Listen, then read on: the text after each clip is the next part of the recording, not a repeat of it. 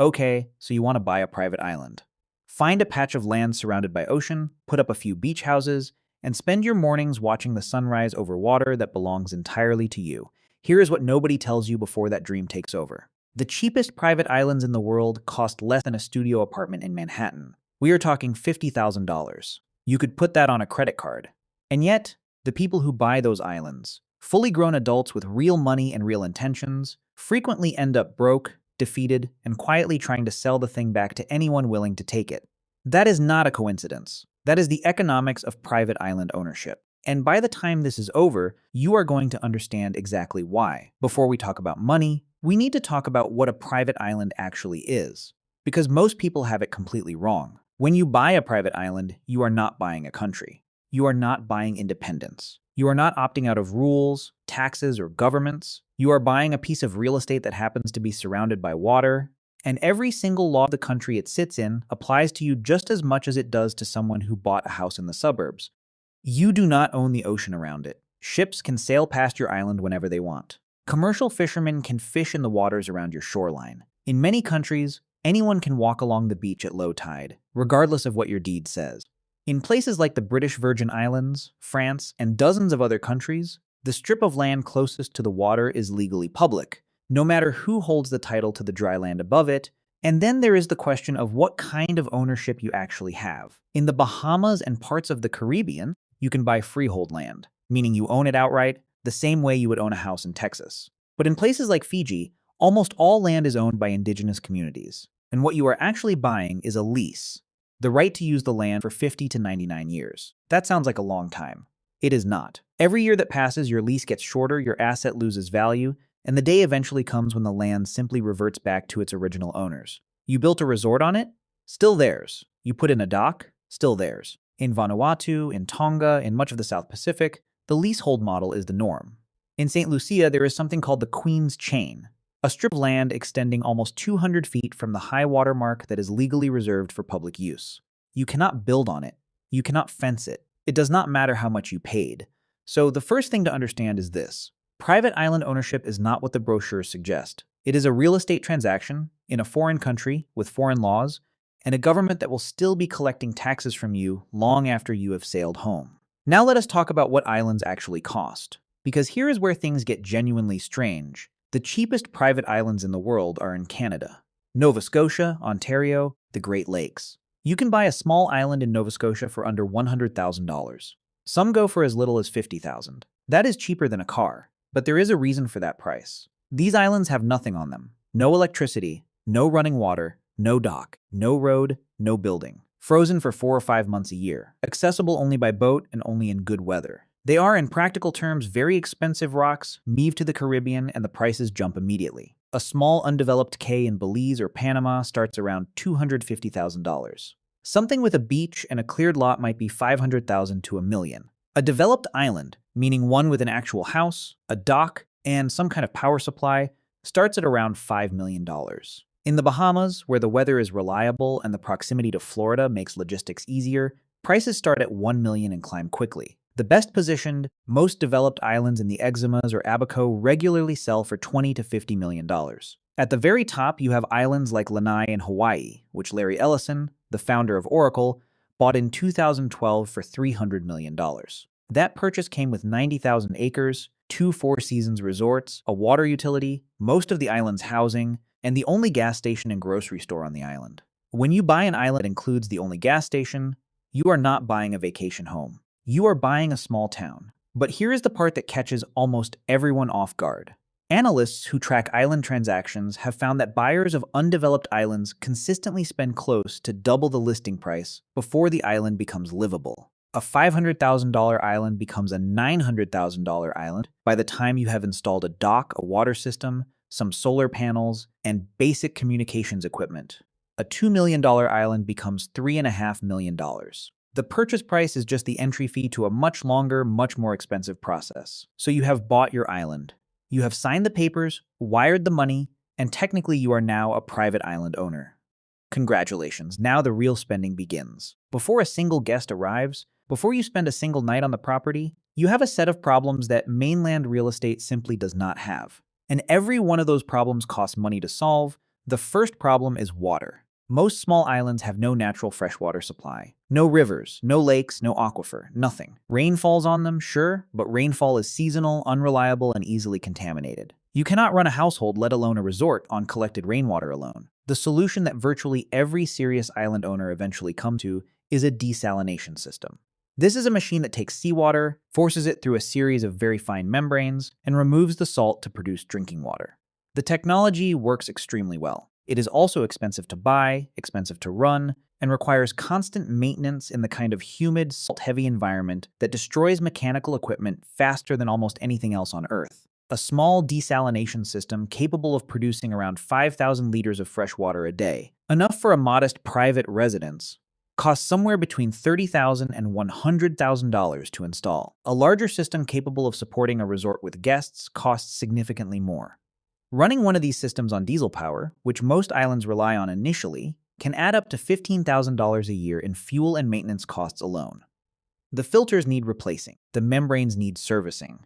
In a saltwater environment, parts corrode faster than the manufacturer's warranty assumes. The second problem is electricity. Islands have no grid. No power lines running under the ocean to connect them to the mainland. Every watt of electricity you use has to be generated on the island itself, and the traditional way of doing that is with diesel generators. Diesel generators work. They are reliable. They are also extraordinarily expensive to run when you factor in the cost of shipping diesel fuel by boat to a remote location. When you buy diesel on the mainland and then pay to barge it to an island, the effective cost of that electricity comes out to somewhere between 60 cents and $1 per kilowatt hour. The average price of electricity in the continental United States is roughly 16 cents per kilowatt hour. You are paying 4 to 6 times as much for power just because of where you are. The smart move, and the move that almost every serious developer eventually makes, is to install a solar energy system with battery storage and use diesel only as a backup. A solar setup capable of reliably powering a mid-sized island property costs between $50,000 and $200,000 to install. That is a large upfront cost, but it cuts monthly electricity expenses dramatically. Some estimates suggest it can drop a monthly electricity bill from $5,000 down to $150 over time. But here is the catch that most people miss.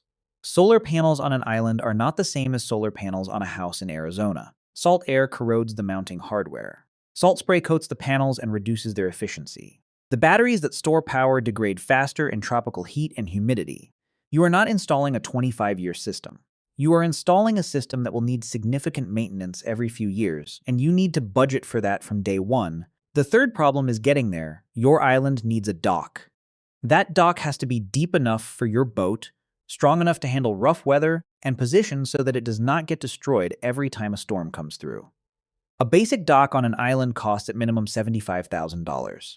A proper deep-water marina facility can cost several $100,000.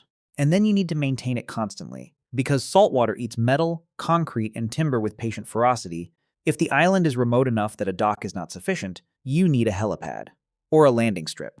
A certified helipad costs tens of thousands of dollars. A small airstrip, the kind that can handle a light aircraft, runs into the hundreds of thousands. And those surfaces need to be maintained. Cracks appear, vegetation grows through, drainage systems clog. In hurricane-prone areas, the whole thing may need rebuilding after a bad storm season. Let us say you have solved the big problems. You have a water system, a power system, and a way to get there. Now let us talk about what it costs to simply maintain all of that every year, regardless of whether you set foot on the island at all. Because here is something most buyers do not fully appreciate until it is too late. The ocean never stops working against you. Salt air is corrosive in a way that is difficult to fully understand until you have watched it in action. Metal rusts, wood rots, paint peels. Electrical wiring corrodes. Structural supports weaken. Every piece of equipment you install on a tropical island is fighting a constant battle against humidity, salt spray, and biological growth, and every year it loses a little more of that battle. Professionals who manage island properties typically budget somewhere between 3 and 7% of the total value of installed equipment and structures just for annual maintenance and corrosion repair. On a modestly developed island where the total infrastructure is worth $2 million, that is between $60,000 and $140,000 a year in maintenance costs, just to stop the island from deteriorating. Not to improve it, not to renovate it, just to keep it where it is. Then there is staffing. Even a private island used only by its owner needs a caretaker. Someone to check the water system, run the generator, Cut back the vegetation, watch for intruders, and deal with whatever breaks while you are not there. In the Caribbean, a good caretaker costs $2,000 to $3,500 a month.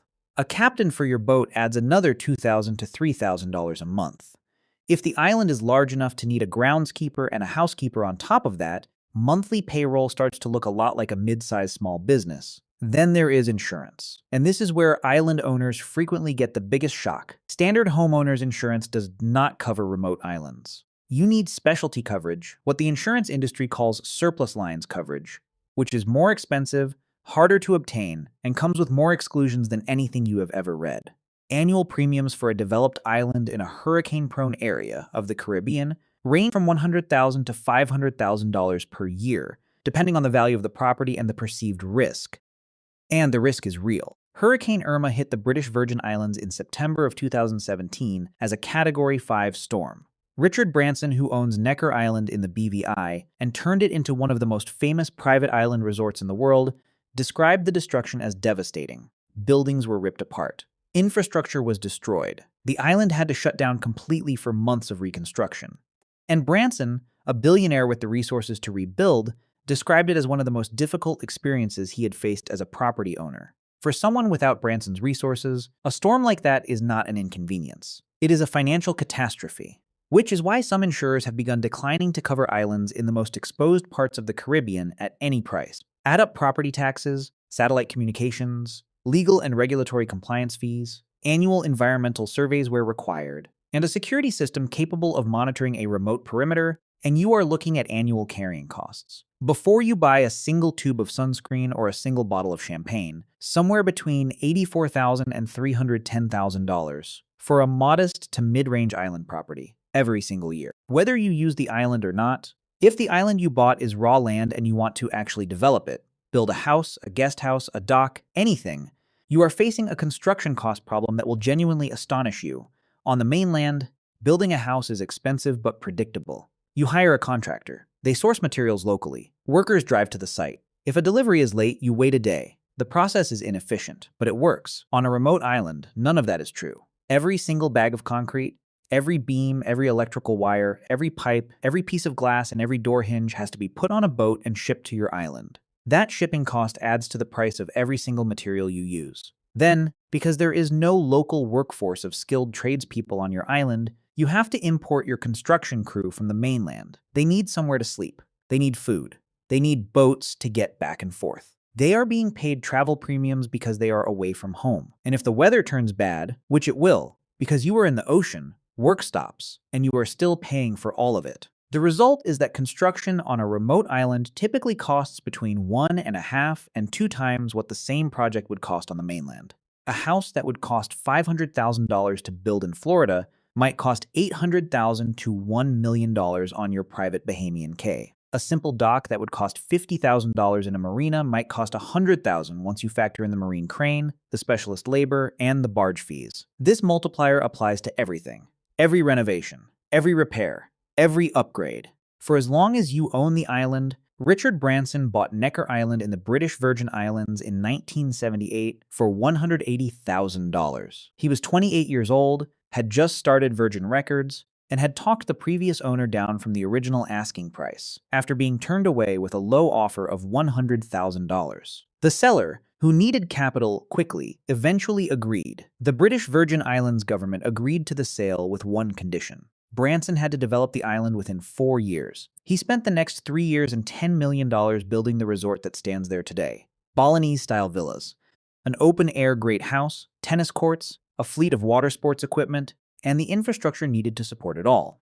$10 million on top of the $180,000 purchase price. Today, Necker Island rents for $118,000 to $140,000 per night when booked exclusively for a group of up to 48 guests. At that rate, a single week generates close to $1 million in revenue. Individual rooms during what the island calls celebration weeks go for $5,650 a night per room. The island employs around 120 staff to serve a maximum of 48 guests. That is a staff-to-guest ratio that most hotels would find laughably impractical. But that ratio, more than 2 staff for every guest, is part of what justifies the price. The exclusivity, the personal service, the feeling that the entire island exists for you alone. That is the product. But even at those rates, the operating costs are enormous. 120 staff, a fleet of boats, a water system, a power system, food imported by boat, a security operation. Insurance for a property that Hurricane Irma described in 2017 as having been utterly devastated. The cost of rebuilding after that storm ran to multiple millions of dollars. Branson spent months coordinating repairs while simultaneously advocating publicly for climate action. The lesson from Necker is not that island resorts are easy businesses. It is that island resorts require the resources to absorb setbacks that would bankrupt most owners, and the marketing power to fill bed prices most guests would not consider unless they were genuinely extraordinary. Here is where the story gets more interesting. Because some private islands do make money, not many, but some. And understanding how they do it tells you a lot about the structure of the business. The islands that work commercially tend to follow one of a few models. The first is the ultra-luxury exclusive resort. You charge so much per night, $5,000, $10,000, $20,000, that you only need to be occupied for a fraction of the year to cover your costs. Necker Island is the obvious example. So is Lakala Island in Fiji, which Larry Ellison's former business colleague Red Bull founder Dietrich Mateschitz bought in 2003 for around $10 million and turned into a resort that charges guests $10,000 a night for private villas, includes a working farm, a golf course, and a private airstrip, and employs several hundred staff for a property that accommodates a maximum of 30 guests. The economics of this model are straightforward in theory. You are charging an enormous premium for absolute privacy and personalized service. A guest paying $10,000 a night for a week is paying $70,000 for a vacation. At that price, the guest is not asking whether the buffet has options. The guest is asking whether the chef can prepare a specific dish that was not on the menu. The margin has to be there to deliver that level of service, but the model is fragile in a way that is easy to underestimate. Occupancy on island resorts is deeply seasonal. The peak season, dry weather, calm seas, the month when ultra-wealthy families are taking vacations, runs roughly from November to April in the Caribbean. For those months, occupancy can hit 85 to 90%, and the resort is genuinely profitable. Then the summer comes, the hurricane season arrives, and occupancy can drop to 45% or lower. All those fixed costs, staff salaries, utility bills, maintenance crews, keep running regardless. A single bad hurricane season can wipe out an entire year's profits. 2 bad seasons in a row can create a cash crisis that forces a sale. The second model that works is what you might call the occasional rental, a well-developed private island that the owner uses personally for part of the year and rents to corporate clients or wealthy families for the rest. This model requires a very specific type of owner, someone who has the capital to fund the carrying costs, the taste to create a property worth renting, and the flexibility to share the island with strangers for part of the year. It works, but it works best when the owner is wealthy enough that they do not need the rental income to survive. It is a bonus, not a requirement. The third model that occasionally works is film and content production. Private islands get used for advertising shoots, music videos, and reality television. These bookings can generate tens of thousands of dollars for a few days. But you cannot build a sustainable business on occasional rentals alone. There are really only 2 types of people who buy private islands with any regularity, and they have almost nothing in common. The first type is what you might call the trophy buyer. This is a wealthy individual, typically someone with a net worth north of $50 million, who buys an island primarily as a lifestyle asset. Privacy is the main motivation. Prestige is the secondary one. These buyers are not running spreadsheets on their return on investment. They are buying something that cannot be replicated by any amount of money spent on hotels or yachts. The experience of absolute control over a piece of geography. For this buyer, the annual carrying costs, even if they run into the hundreds of thousands of dollars, are simply the price of ownership. The way a wealthy person accepts that a yacht costs money to maintain and a jet costs money to fly. The island is not an investment. It is a possession. The second type is the commercial investor, a hospitality group, a private equity fund, or an experienced developer who is buying specifically to generate revenue. These buyers do not romanticize the asset. They analyze it: accessibility, weather patterns, existing infrastructure, competitive market rates. They run detailed projections on occupancy levels needed to cover costs and deliver a return. The commercial investor understands something the trophy buyer sometimes misses. An island that loses money every year is not a romantic investment in seclusion. It is a liability sitting in the middle of the ocean, waiting for the next hurricane season. Let us do the numbers on 2 scenarios for a mid-range developed island in the Caribbean. Something purchased for $5 million with existing basic infrastructure. The optimistic scenario looks like this. You spend another $2 million upgrading the power system, the water system, the dock, and the main residence. You are now in at $7 million. You rent the island to corporate groups and wealthy families for $100,000 a week, and you manage to book 20 weeks a year, roughly 40% of the year. That generates $2 million in gross revenue annually. Your annual operating costs, staff, maintenance, insurance, utilities, resupply, run about $800,000. Your net income before taxes and debt service is around $1,200,000 a year. At that rate, you would recoup your initial $7 million investment in about 6 years. Not bad. Now the realistic scenario: in year 2, a major storm tears through the Caribbean during peak season, damages your dock, destroys one of your guest houses, and forces you to cancel 4 weeks of bookings. Rebuilding costs $400,000. Your insurer covers some of it after a lengthy claims process. You net 12 booked weeks instead of 20. Revenue drops to $1,200,000. Costs remain at $800,000. Your net is $400,000. Your payback period just stretched from 6 years to much longer, and that is assuming the next 5 years go perfectly. The difference between a good year and a bad year on a private island is roughly $800,000. That gap between what you expected and what you got is the entire business model. Owning a private island is not a real estate investment.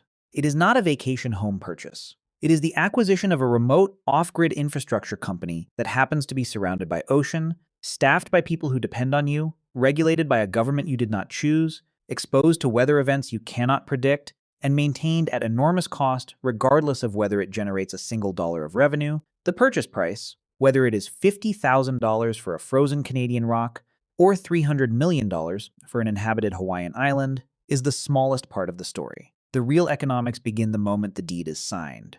The water system that needs replacing. The generator that breaks in the middle of a booking. The hurricane that does not care about your occupancy calendar. The insurance company that quietly raises your premium every year as the climate gets harder to predict. Richard Branson built one of the most famous private island resorts in the world, charged up to $140,000 a night, and still watched a hurricane level it in a matter of hours. Larry Ellison bought an entire Hawaiian island for $300 million, then spent another $450 million developing it, and more than a decade later is still working toward the sustainable vision he announced on day one. Private islands can be extraordinary. Some of them are businesses. Some of them are legacies.